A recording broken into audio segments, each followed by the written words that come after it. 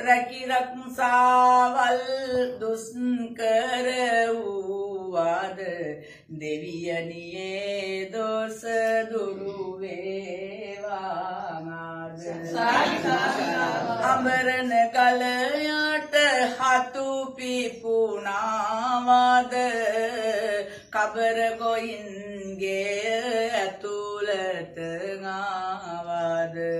නපුරු ජාමි කපුටන් හඬලෑවාද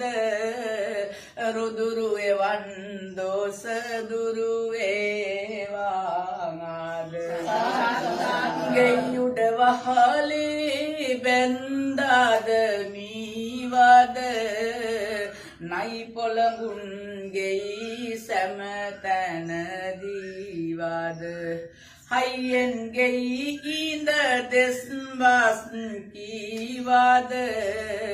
දෙයනියේ දොස් දුරු වේවාද යකීවි දින ගෙයි ගොම මැටිලුවද බකමුහුණන්ගෙට විත් හඬ පෑවාද කනකොක් හඬගෙට ඉහලින් ආවාද ඉන්නවස් දොස් දුරු වේවාද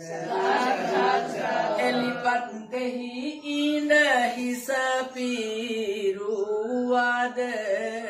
දෙවියන් සතු දෙය නොදැනී කෑවාද ගහගෙන හිස අත දොරකඩ සිටියාද